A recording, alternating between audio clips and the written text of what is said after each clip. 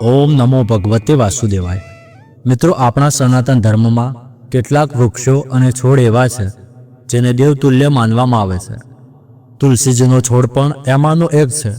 લગભગ બધા હિન્દુ પરિવારો પોતાના ઘરમાં તુલસીજીનો છોડ રાખે છે અને પૂરેપૂરી શ્રદ્ધાથી તુલસીજીની પૂજા કરે છે। એવું માનવામાં આવે છે કે તુલસીજીના છોડમાં દેવી લક્ષ્મીજી નિવાસ કરે છે અને સાથે સાથે ભગવાન વિષ્ણુ પણ આ છોડમાં વસે છે।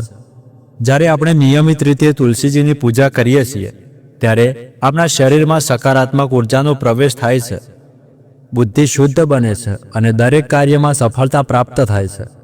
તુલસી માતાની પૂજા કરવા ઉપરાંત તેમની કથા સાંભળવાનું પણ વિશેષ મહત્વ છે। ખાસ કરીને કાર્તિક માસમાં તુલસીજીનું મહત્વ અનેક ગણું વધી જાય છે। આવા સમયે બધા ભક્તોએ તુલસીજીની પૂજા સાથે સાથે તેમની કથાનું શ્રવણ પણ કરવું જોઈએ। તો આજે આ વિડીયોમાં આપણે તુલસી માતાની પૌરાણિક કથાઓ સાંભળવા જઈ રહ્યા છીએ, જે તમે નિયમિત રીતે અથવા દરેક એકાદશી, પૂર્ણિમા અથવા તુલસી વિવાહના શુભ પ્રસંગે સાંભળી શકો છો। કથા શરૂ કરતા પહેલા આ વિડીયોને એક લાઇક કરજો અને કોમેન્ટ બોક્સમાં લખજો તુલસી માતાની જય, જેથી એમની કૃપા, એમના આશીર્વાદ હંમેશા તમને પ્રાપ્ત થાય। તો પૌરાણિક કથા અનુસાર એક નાની બાળા હતી। એ બાળા જેમ જેમ મોટી થવા લાગી એમ એમ તેના સમજ આવવા લાગી અને ત્યારથી જ તે તુલસી માતાની પૂજા કરવાનું શરૂ કરી દીધું। તેનો રોજનો નિયમ હતો કે તુલસી માતાની પૂજા કર્યા પછી જ તે ભોજન કરતી। જ્યારે એ છોકરી લગ્ન લાયક થઈ ત્યારે તેના માતા પિતાએ એના માટે યોગ્ય વર શોધ્યો અને તેનું લગ્ન કરી દીધું। એના માતા પિતાએ દહેજમાં એને એક તુલસીનો ગમલો એટલે કે તુલસીનો છોડ આપ્યો, કારણ કે તેઓ જાણતા હતા કે તેમની દીકરીને તુલસી પૂજન કેટલું પ્રિય છે અને તે તુલસીની પૂજા કર્યા વગર ક્યારેય ખાવાનું લેતી જ નહીં। સાસરીમાં હવે છોકરી દરરોજ સવારે ઉઠતા જ પૂજા કરતી। તે તુલસીજીની પૂજા કરતી અને પછી જ ખાવા બેસતી। તેની બે જેઠાણીઓ પણ હતી। એ બંને તેને આ રીતે પૂજા કરતા જોઈને તેનો ઘણો મજાક ઉડાવતી અને કહેતી કે આવી મોટી ધર્મવાળી અને નિયમવાળી, આમ કહી તેને ખૂબ મજાક ઉડાવતી અને તે બંને તેના ઉપર ઈર્ષ્યા પણ કરતી। તેથી તેઓ વારંવાર તુલસીજીનો ગમલો છુપાવી દેતા। છોકરી મુશ્કેલીથી શોધખોળ કરીને એ ગમલો શોધી લાવતી અને સારી રીતે તેને સાફ કરી અને પછી પૂજા કરતી અને પછી જ તે જમવા બેસતી। આવી રીતે દિવસે દિવસે જેઠાણીઓ તુલસીનો ગમલો છુપાવી દેતા અને જેઠાણી બિચારી જેમ તેમ કરી એ ગમલો શોધી લાવતી અને તેની પૂજા કરતી। એક દિવસ તો જેઠાણીઓએ તુલસીનો એ ગમલો જ ફેંકી દીધો। છોકરીએ ઘર અને આસપાસ ઘણું શોધ્યું પણ ગમલો ક્યાંય મળ્યો જ નહીં। તે ખૂબ વ્યાકુળ થઈ ગઈ, દુઃખી થઈ ગઈ, કારણ કે જ્યારે તુલસીજીની પૂજા જ ન કરી શકી તો ખાવાનું પણ ન ખાધું, કારણ કે એનો રોજનો નિયમ હતો અને એ નિયમ તૂટી ગયો અને એનાથી તે ખૂબ ઉદાસ થઈ ગઈ।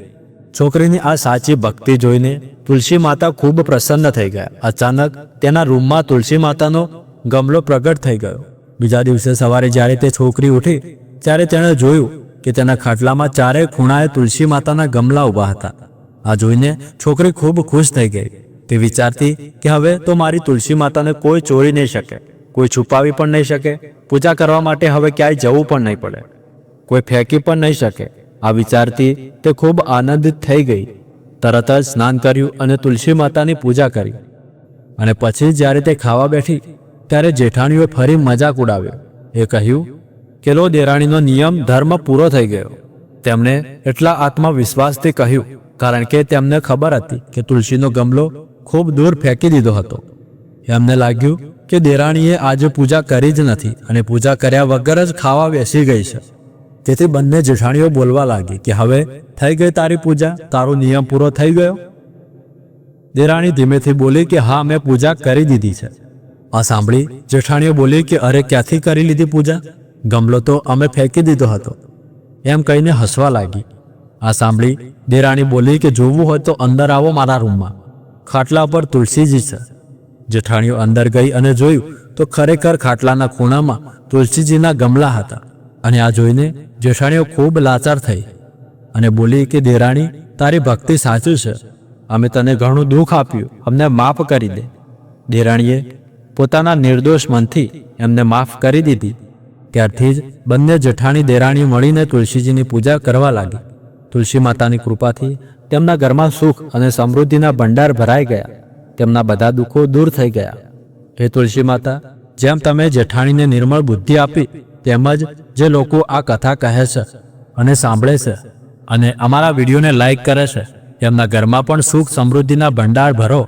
તો પ્રેમથી બોલો તુલસી માતાની જય. એક બીજી પૌરાણિક કથા છે. એક સમયની વાત છે. એક પરિવારમાં નણંદ અને ભાભી રહેતા હતા. નણંદનું લગ્ન હજુ થયું ન હતું. તે દરરોજ નિયમથી તુલસી માતાની સેવા કરતી, તુલસીને પાણી આપતી અને દીવો પ્રગટાવતી. પણ તેની ભાભીને આ બધું જરા પણ ગમતું ન હતું. જ્યારે પણ ભાભી ગુસ્સે થતી ત્યારે તે નણંદને તાણા આપતી અને કહેતી કે જ્યારે તારું લગ્ન થશે ને, ત્યારે હું આ તુલસીના છોડને જ જાનૈયાઓને ખાવામાં આપીશ અને તારા દહેજમાં પણ તુલસી જ આપીશ. તું આખો દિવસ તુલસીની સેવા જ કરતી રહે છે. સમય વીત્યો અને નણંદનું લગ્ન નક્કી થયું. લગ્નના દિવસે ભાભીએ પોતાના કહ્યા મુજબ જાનૈયો સામે તુલસીઓનો ગમલો ફોડી નાખ્યો, જેની સેવા નણંદ કરતી હતી, અને બારાતીઓને કહ્યું કે આ પાન ખાઓ. પણ તુલસી માતાની કૃપાથી એ ફૂટેલો ગમલો અનેક સ્વાદિષ્ટ ભોજનમાં પરિવર્તિત થઈ ગયો. ભાભીએ દહેજમાં નણંદને તુલસીજીની મંજરીથી બનાવેલા ઘરેણાં પહેરાવ્યા અને જોતા જોતા જ તે તુલસીના ઘરેણાં ચમકતા સોનાના અને ચાંદીમાં ફેરવાઈ ગયા. ગુસ્સામાં ભાભીએ કપડાની જગ્યાએ તુલસીનું જનેઉ મૂક્યું, પણ તે પણ સુંદર રેશમી કાપડમાં બદલાઈ ગયું. જ્યારે નણંદ પોતાની સાસરી પહોંચી ત્યારે સૌએ તેના દહેજની ખૂબ પ્રશંસા કરી. આ વાત ભાભીના કાન સુધી પહોંચી અને તેને બહુ આશ્ચર્ય થઈ.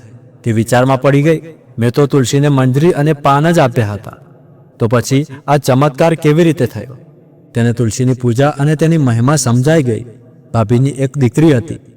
તે દીકરીને કહેતી કે બેટી, તું પણ તુલસીની સેવા કરજે, તને પણ તારી ફઈ જેવું જ ફળ મળશે. પણ દીકરીનું મન તો તુલસીની સેવા તરફ જતું જ ન હતું. સમય જતાં દીકરી મોટી થઈ ગઈ અને લગ્નનો સમય આવ્યો. ભાભીએ વિચાર્યું, હું પણ મારી દીકરી સાથે એ જ કરીશ જે મારી નણંદ સાથે કર્યું હતું. એ પણ સોનાથી બદલાઈ જશે. એવા વિચાર સાથે તેણે જાનૈયો સામે ફરી તુલસીનો ગમલો ફોડી નાખ્યો. પણ આ વખતે ગમલો એનો એ જ રહ્યો. ન તો પાન બદલાયા કે ન તો જનેઉ, બધું સામાન્ય જ રહ્યું. ત્યારે ભાભીએ જાનૈયોને તુલસીના પાન ખાવામાં આપ્યા ત્યારે બધાએ તેને ટીકા કરી. ભાભીએ લાલચમાં આવીને દીકરીના દહેજમાં પણ તુલસીના પાન અને મંજરી મૂકી દીધી હતી. પરંતુ દીકરી જ્યારે સાસરે પહોંચી ત્યારે ત્યાં પણ તેની નિંદા થઈ. ભાભી ગુસ્સામાં તેની નણંદને ક્યારે પણ બોલાવતા ન હતા. એક દિવસ ભાઈએ વિચાર્યું, મારી પત્ની તો મારી બહેનને બોલાવતી નથી, હું જ જઈને મળી આવું. તેને પત્નીને કહ્યું કે હું મારી બહેનને મળવા જઈ રહ્યો છું, તું કંઈક ભેટ આપ. તો પત્નીએ ગુસ્સામાં થેલીમાં જવાર ભરી આપી દીધી અને બોલી, લો આ જ લઈને જાઓ. ભાઈ દુઃખી મનથી નીકળી પડ્યો. રસ્તામાં વિચારી રહ્યો હતો, કોઈ ભાઈ પોતાની બહેનના ઘરે જવાર લઈને જાય? એ વિચારીને તે ગૌશાળામાં અટક્યો અને જવારની થેલી ગાયની સામે ખોલી દીધી. ત્યારે એ ગોવાળ ત્યાં આવ્યો અને બોલ્યો કે અરે ભાઈ, તમે ગાયને ઘાસની જગ્યાએ હીરા મોતી કેમ નાખી રહ્યા છો? ભાઈએ જોયું તો થેલીની જવાર હીરા મોતી અને સોનામાં પરિવર્તિત થઈ ગઈ હતી. ત્યારે ભાઈએ ગોવાળને આખી વાત કહી અને ખુશી તે સંપત્તિ લઈને બહેનના ઘરે ગયા. બંને ભાઈ બહેન ખૂબ આનંદિત થયા. બહેને તુલસી માતાને સાચા મનથી પ્રાર્થના કરી કે તેની ભાભીને સદબુદ્ધિ મળે. તુલસી માતાની કૃપાથી થોડા જ દિવસોમાં ભાભીનું મન બદલાઈ ગયું. તે હવે નણંદને ખૂબ માન આપતી અને સાચા મનથી તુલસી માતાની સેવા કરતી. તુલસી માતાની કૃપાથી તેમના ઘરમાં સુખ સમૃદ્ધિ અને શાંતિ છવાઈ ગઈ. હવે ઘરમાં કોઈ ઝઘડો કે કલેશ ન રહ્યો. તો બોલો તુલસી માતાની જય. તો મિત્રો, આજની આ કથા તમને કેવી લાગી કોમેન્ટ કરીને જણાવજો. ચેનલ ઉપર નવા હોય તો સબસ્ક્રાઇબ કરી લેજો અને આ વિડીયોને એક લાઈક કરી લેજો.